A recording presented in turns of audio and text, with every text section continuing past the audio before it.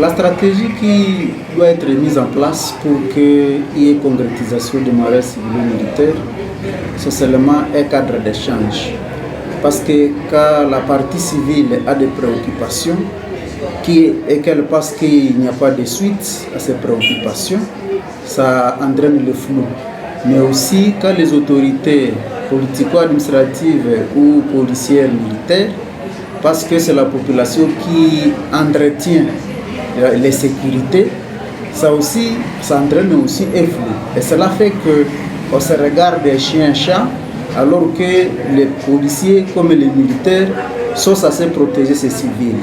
Et commencent à indexer ces civils, être les auteurs des troubles. Et pendant ce temps, les civils sont aussi victimes peut-être des incursions, par exemple, des miliciens dans la ville. Et donc, il y a une double suspicion auprès de la population. Alors qu'elles sont victimes, on les suspecte aussi être partie prenante de ces troubles, alors qu'elles devraient bénéficier justement des services de sécurité. Alors, pour qu'il y ait vraiment mariage civilo-militaire, il faut qu'il y ait un cadre. Qu'est-ce que ce cadre va servir?